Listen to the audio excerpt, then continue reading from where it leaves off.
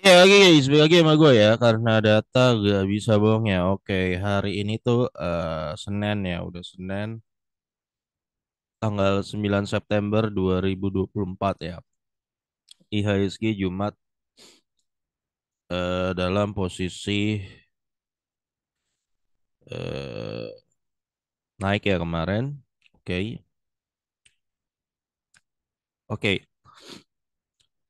Gue hari ini pengen bahas topik soal berita yang lagi pada heboh di mana-mana. Kelas menengah lagi pada turun ya, turun. Hmm, ya. Dari yang tadinya kita punya 21% kelas menengah ya, total ya seluruh penduduk Indo di 2019. Sekarang turun 17%. Artinya apa? Banyak kelas menengah yang turun derajat. Jadi kelas miskin. Ya. Penyebabnya apa? Penyebabnya menurut gua ada satu, John. Satu kunci penyebab ini sebenarnya penyebab karena pemahaman ya, John ya. Pemahaman soal inflasi. Nah, ini kuncinya ya. Makanya gue kemarin di video gue sebelumnya gue tuh bandingkan kinerja BBRI di zaman dua rejim. Kita bisa lihat di rejim sebelumnya ternyata berperform lebih better. Semua itu kenapa bisa perform lebih better itu cuma terjadi hanya karena perbedaan pemahaman soal inflasi. Ya. Nah, sekarang kelas menengah ini udah turun, John. Jadi dari 21 di 2019 sekarang tinggal 17%. Sebenarnya ini harusnya udah alarm. Menurut gua pribadi harus di alarm di petinggi-petinggi kita gitu ya. Alarm something wrong. Gitu loh, something wrong. Harusnya ini alarm something wrong. Ya. Tapi kalau gue melihat sih belum terlalu ditangkap ya gitu. Ya. Kelas menengah itu kunci pertumbuhan ekonomi ya John. Jadi kalau itu kelas menengah udah turun, itu artinya eh kemungkinan kalau ya gue sebenarnya nggak terlalu mau istilah kata Pak ngikutin orang-orang yang betul ya. Betul, gue sangat berharap Indonesia jadi emas, Indonesia emas. Tapi kalau misalnya prinsipnya kita masih terapkan hal yang sama, misalnya perbanyak pungutan sana sini ya, gua ragunya kalau nanti di rejim yang baru ternyata menerapkannya nggak beda jauh sama yang sekarang, caranya yaitu terus menerus pungutan diperbanyak gitu ya. Gua rasa lebih ke memang Indonesia cemas seperti itu. Ya. Kalau lo baca di artikel ini ya, sebenarnya udah alarm kalau kelas menengah udah jatuh tuh udah alarm gitu. Ada yang salah dengan cara memahami gitu loh. Ya, ini contoh artikel dari apakah middle class kelas menengah yang bertumbuh adalah kunci utama dalam pertumbuhan ekonomi. Nah, ini artikelnya ya. Dan ternyata kalau dibahas berdasarkan sejarah John ya. Ya. Nah, ini ya. Pada tahun 1947, dari tahun 1947 sampai 1979 ya, middle class mendapatkan sekitar 54% dari total eh, pendapatannya negara rata-rata ya berdasarkan pusat dari Progres Amerikanya. Pada masa itu ekonomi bertumbuh di antara 3,7%, cukup stabil di 3,7% saat middle class-nya bertumbuh. Tapi dari tahun 1980 sampai 2010 ketika middle class-nya melemah, ya, justru pertumbuhan ekonomi menurun di range 2,7%. Nah, ini berdasarkan artikel ini ya. Ya. Nah, sekarang kita mau melihat di Indonesia middle class malah jatuh. Berarti ada yang salah di mana? Nah, itu yang mau kita pecahkan bersama-sama. Jangan dipaksakan gitu. Kalau memang ada yang salah tapi terus-menerus dipaksakan gitu ya. Gini, kita udah tahu ada yang something wrong terus-menerus dipaksakan di sana itu nanti udah tahu arahnya, udah ada contohnya, nggak perlu dikasih tahu lagi, udah ada contohnya. Ini udah ada data sejarah, udah ada ya. Udah ada contohnya, udah pasti arahnya bakal ngedrop ekonominya ya. Kalau lo dengar kutipan kata Einstein ya, ya ini nggak tahu Einstein beneran yang ngomong ya. Insanity doing something over Einstein. Ya. Ya, ini Einstein yang bilang ya. Biasanya sih katanya di atributnya ke Einstein ya, tapi nggak tahu apakah dia benar ngomong gitu. Tapi inti omongannya itu benar. Insanity is doing same thing over and over again and expecting different result. Kegilaan itu adalah ketika lo melakukan hal yang sama lagi dan lagi, tapi lo mengharapkan hasil yang berbeda. Ya, oke. Kalau lo baca pertumbuhan ekonomi ya, pertumbuhan ekonomi di rejimnya Pak SBY dan juga rejimnya Pak Jokowi ya. Lo udah bisa lihat kejomplangan. Pak SBY loncat 264%. IHSG tembus 400%. Ya, Pak Jokowi secara PDB hanya naik 78%. Ya. Kenapa bisa terjadi perbedaan yang sangat jauh ini? Kalau menurut gua kuncinya adalah pemahaman dasar soal inflasi. Inflasi. Ya. Kalau lo perhatikan di video gue sebelumnya, di zaman Pak SBY, ketika inflasi 7, 8, 10 atau bahkan pernah 14%, Pak SBY tidak pernah tidak pernah maksain diri harus jinakin ke 22%. Nah, tapi kalau di pemerintahnya Pak Jokowi, iya, itu harus dijinakin. Ya. Sekarang gua tanya, inflasi kecil bagus, inflasi kecil kok cuma 2% itu bagus atau enggak? Nah, ini perdebatan, John. Pemahaman ini kunci kenapa sekarang kita kelas menengah ini jadi kena. Cuman gara-gara simpel pemahaman ini doang. Ini inflasi 2% prestasi atau bukan? Ya. Inflasi 2% itu sesuatu yang bagus atau bukan? Ya. Nah, ini doang beda gaya memahami ini akan berdampak pada output. Tadi gue makan ya, makan dan gue nanya aja konsep begini. Misalnya gue tadi makan satu porsi 15.000, terus gue nanya, ya, ini contoh gue nanya sama lo ya, lo lebih pilih mana? Gue tanya, lo lebih pilih mana? Ini harga misalnya, oke, okay, gue bicara mungkin KFC atau Burger King atau apa. Oke, okay, seporsi misalnya 20.000 tahun ini, satu lengkap lah. Lo lebih pilih mana hari ini seporsi 20.000 dan tahun depan 2025 tetap 20.000. Ya, 2024 20.000, 2025 20.000. Atau ya 2024 20.000. Nah, tahun depan 2025 jadi 22.000. Ya,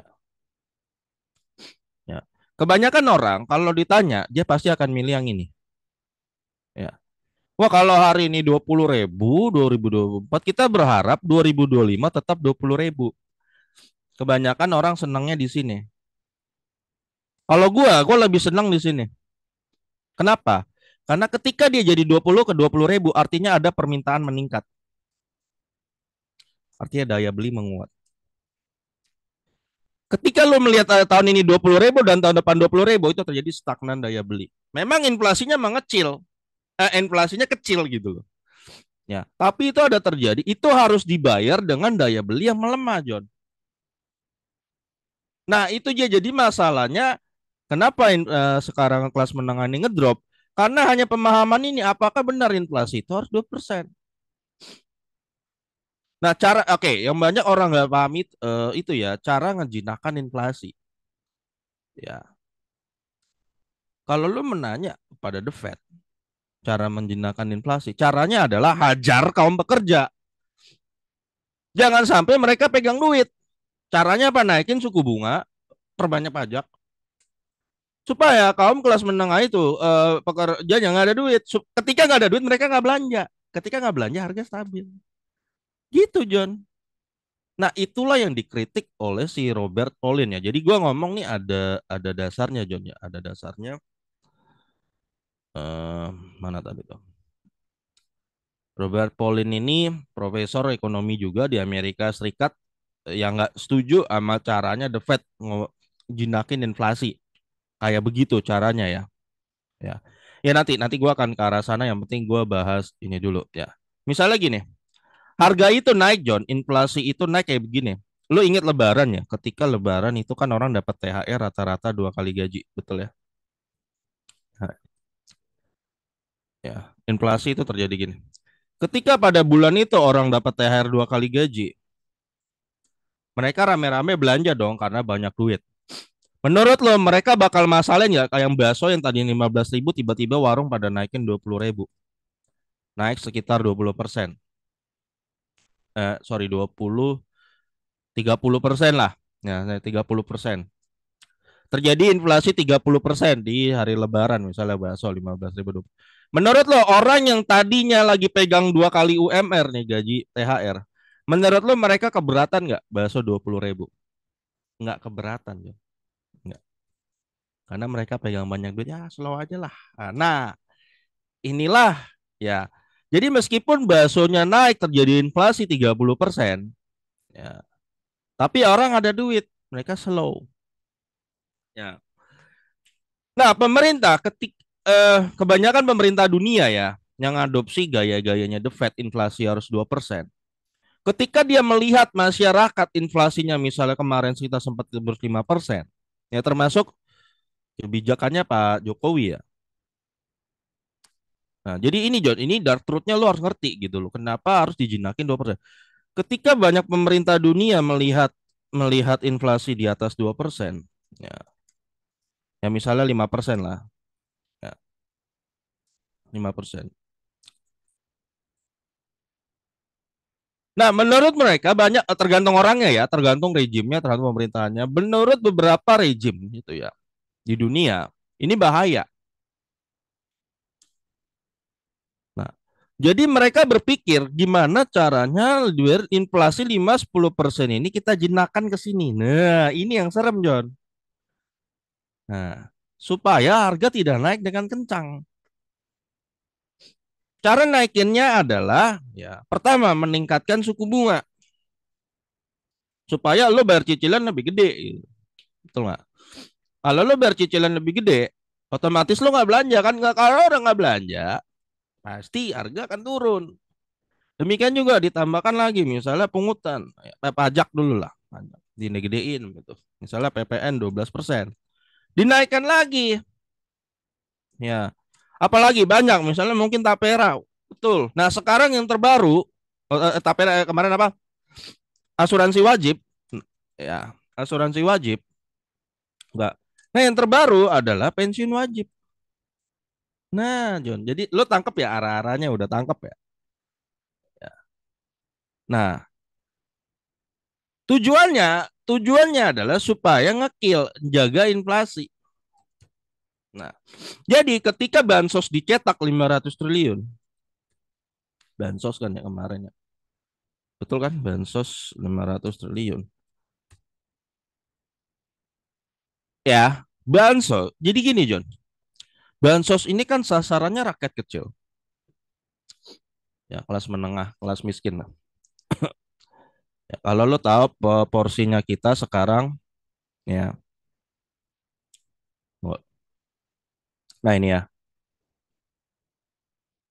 Ini data 2016 sih ya, tapi udah agak berubah ya. Pokoknya masyarakat miskin 11%. Rentan, ya, rentan ini, oke, masyarakat miskin adalah masyarakat yang konsumsinya 354.000 per bulan. Ya, kemungkinan yang semiskin ini lo nemuin di, ya mereka yang cari-cari apa tuh, sampah gitu ya, mungkin ya. Itu gua nggak tahu, pokoknya ini miskin. Rentan di sini 354.000 sampai 532.000, ini rentan, itu ada 24%. Jadi total 35 kan udah. Calon kelas menengah ya itu ada di, ini data 2016 ya, harusnya lebih, 532.000 sampai 1,2 juta, dan kelas kelas menengah itu 1,2 sampai 6. Tapi data terbaru setahu gua 2,4 sampai 9 juta tuh kelas menengah. Ya. Kalau data lama nih masih 20%. Sekarang udah tinggal 17%, John. Pendapatan yang 2 juta sampai 9 juta itu Udah tinggal 17%. Mereka udah ngedrop di calon rentan. Ya, kelas atas itu sekarang 10 juta ke atas. Itu kelas atas. Ya, 10 juta ke atas ya. Kelas atas tuh kecil John, cuman 35 tambah ini 78, 78, 98 ya. Betul nggak sih 35? Ya, kelas atas tuh cuman 2% ya John. Ternyata di Indonesia ini ya. Kebanyakan adalah miskin, rentan, calon menengah, kelas menengah dan kelas menengah ya. Nah, ini John, jadi biar lo tahu struktur ekonomi masyarakat kita tuh kayak gitu. Ya, tunggu, aku cari lagi tadi gambarnya mana ya. Nah, ini ya. Ya. Justru kita lihat masyarakat yang miskin itu kecil dan kelas atas tuh kecil. Ya. Terbanyak itu kelas menengah. Nah, ketika oke, jadi lo harus paham gini, Jan. Kenapa lo kelas menengah itu jatuh? Ketika bansos 15 triliun itu disebar, seharusnya kalau menurut gue itu nggak perlu ditarik. Biarkan aja masyarakat 5% inflasi biar sendiri, biarin aja. Masalahnya, problemnya ini ditarik. Cara nariknya dari masyarakat ya melalui misalnya suku bunga naik, pajak, pajak diperbanyak, ya termasuk pungutan-pungutan kayak tapera ya. eh, Nanti ada asuransi wajib dan juga pensiun wajib. Ini harus ditarik supaya inflasi yang sudah ditebar ini tidak menyebabkan inflasi sampai 5 sampai 10%. Nah, balik lagi. Jadi ini masalah pemahaman. Apakah inflasi 5-10% itu berbahaya? Tergantung siapa di balik ekonomnya. Tergantung. Ya. Nah, masalahnya ketika dilakukan ini untuk narik ini semua supaya tidak terjadi inflasi di masyarakat sekitar 5 sampai 10%. Yang dikorbankan adalah kelas menengah, John. Lu yang kelas menengah yang bayar, yang justru paling banyak apa persentasenya. Ya. Ya ini sumber masalahnya itu cuman di masalah inflasi 2% atau enggak, itu aja. Cara memahaminya di rejim yang sebelumnya nggak masalah tuh. Jadi masalah pas inflasi 8%, rejim sebelumnya nggak maksa, nggak harus jinakin sampai 2%. Tapi yang di pemerintahnya Pak Jokowi iya harus ditekan sampai 2%, ngikutin negara barat. Kayak Amerika, ya The Fed gitulah. The Fed. Negara-negara barat rata-rata menerapkan konsep inflasi harus 2%. Permasalahannya sekarang begini, negara-negara yang menerapkan konsep ini pertumbuhan ekonominya tuh kecil-kecil, John. Paling 1% per tahun, 2%. Ya lo nggak percaya nih, cek aja. Eh, nah, Finland misalnya, Finland paling naik juga cuma 1,2% GDP per tahun gitu kan. Coba Netherlands, Belanda paling juga naik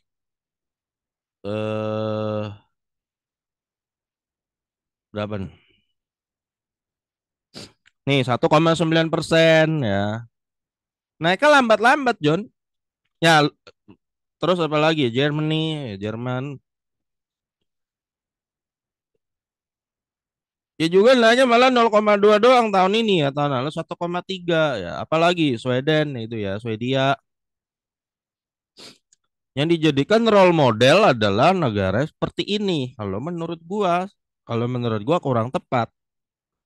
Nah, yang naiknya makanya kecil-kecil. Kenapa naiknya kecil ya? Karena mereka pajaknya gede. Pajak gede, daya beli pasti jatuh, udah pasti.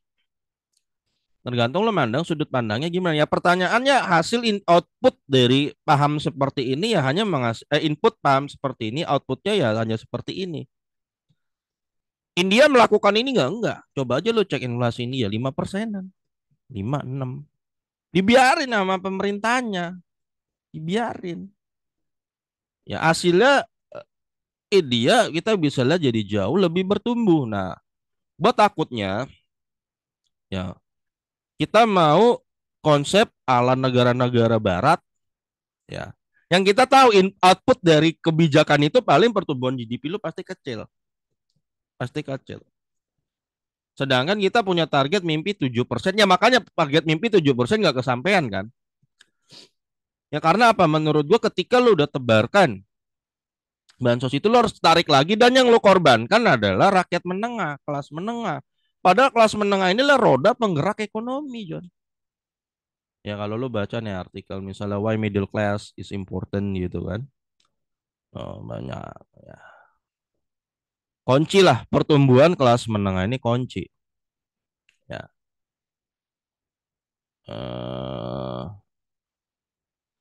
Nah, gue punya data dari salah satu profesor ya, ini Robert Paulin ya. Jadi gue ngomong nggak asal ngecap ya, John. Ya.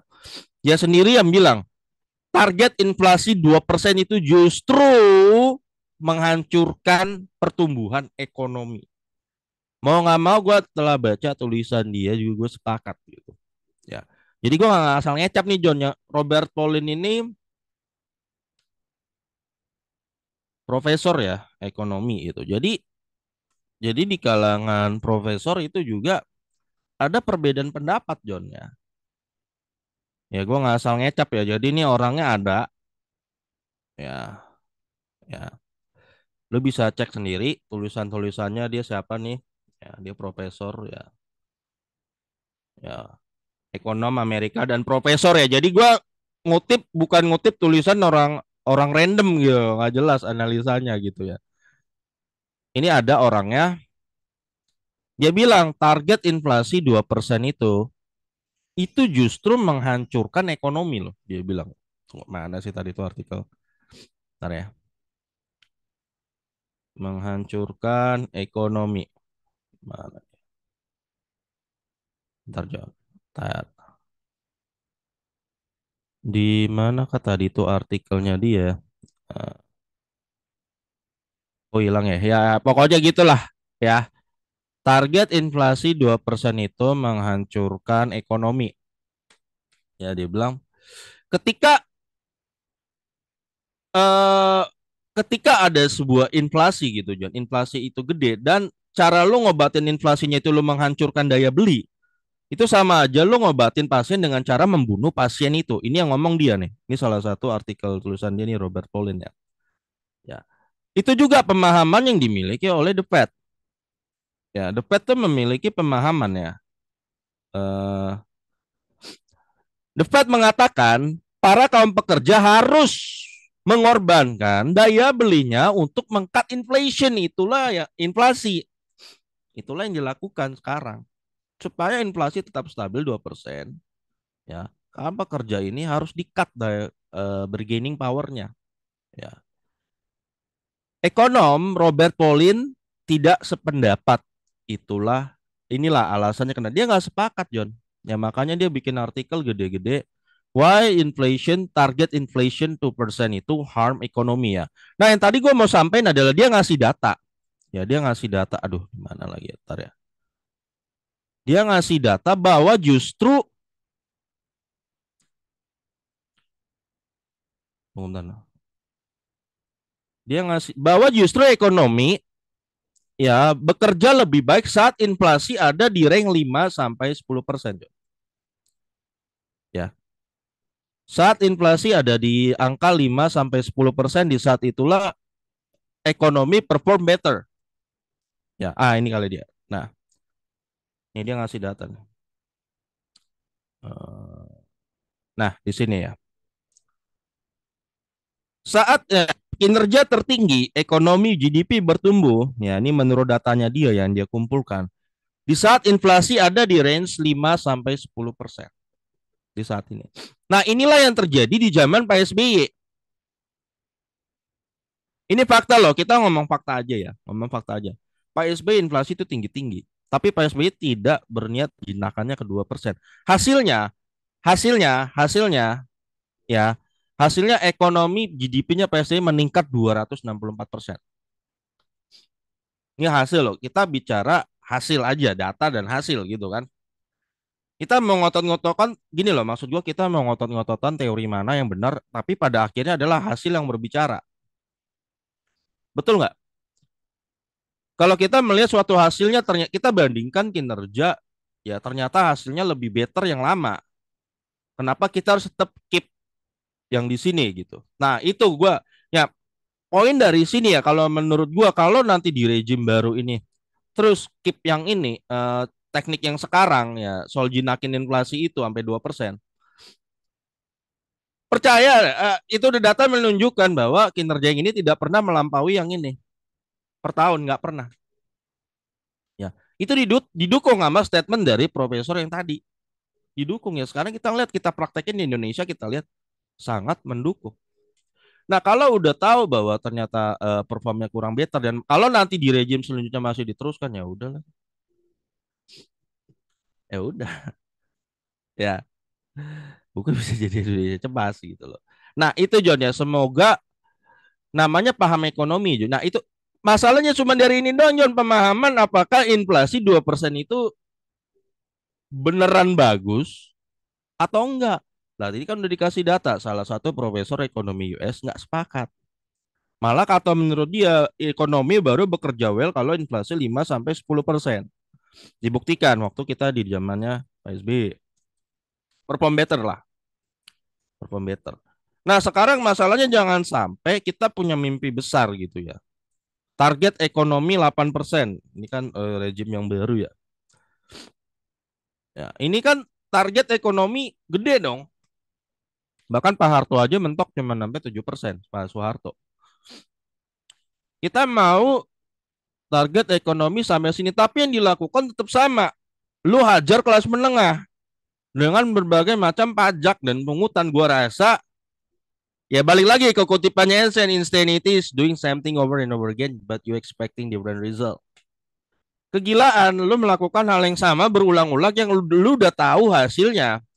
Hasilnya paling banter naik 4-5% doang GDP per tahun. Lu tahu cuman bakal, tapi lu terus lakukan. Gua rasa nggak bakal tembus 8%. Ya solusinya gimana ya? Ini kan kita mengkritik harus ada solusi. Solusinya kalau menurut gua nggak salah dengan ada bansos, tapi nggak usah tarik lagi, biarkan aja di situ. Biarkan inflasi naik 5 atau 7 gitu ya. Biarkan masyarakat bayar sendiri. Kita pernah terjadi kok, pernah zaman PSBY kita pernah terjadi kok inflasi gede gitu. Tapi separah yang lu kira gak kagak. Jadi jangan lu pikir inflasi 5-10 itu sengeri yang lu kira, enggak. Kenapa gue bilang inflasi gede karena orang banyak duit. Lu ingat aja zaman PSBY, meskipun inflasi itu gede, orang rata-rata banyak duit. Orang rata-rata ada duitnya. Jadi jangan lu mengira bahwa nah itu lagi makanya perbedaan pandangan ekonom. Ada yang bilang wah itu ngeri 5-10% ya. Ada yang bilang wah itu fine fine slow aja fine. Nah, ada perbedaan karena itulah tugas kita compare data. Ya, nah itu dia Jod ya. Jadi kalau misalnya masih ini udah alarm nih kelas menengah udah pada jatuh bertumbangan. Kalau rejim selanjutnya maaf ya masih melanjutkan bersikuku sistemnya sama. Ini diperbanyak nih ya. Apa nih pungutan-pungutan. Waduh, nasibnya kita udahlah terima nasib aja sih. Ya Jan, gua rasa gitu aja dan semoga gua pribadi sih berharap kalau gua pribadi ya harapan gua pribadi kalau udah tahu suatu metode ternyata dibandingkan dengan metode sebelumnya ternyata tidak malah performnya jauh gitu ya. Kenapa harus di keep metode seperti itu gitu loh. Harus di keep. Itu aja sih kalau kalau dari gue ya. Tapi kalau kita mau terus ngekip begitu perbanyak pajak gitu kan pungutan. Ini karena ada pensiun wajib. Gini John, kita nih udah terlalu kita tahu lah John dari dulu sampai sekarang yang berbau pungutan itu duitnya nanti dimasuk kayak kemarin asuransi Jiwasraya itu. Lenyapnya di situ, udah daya beli dihajar, hasil duit pungutannya itu tidak balik ke masyarakat, tapi entah dicuci kemana nggak tahu. Ngerti ya? Maksudnya jadi Rubicon untuk oknum tertentu. Daripada begitu konsepnya, menurut gua lebih baik biarkan aja masyarakat bayar sendiri inflasinya, biarkan. Yang penting, yang penting di situ UKT bisa jadi jauh lebih murah, misalnya di kampus gitu kan, dengan adanya biaya-biaya defisit anggaran itu kan. Terus apa?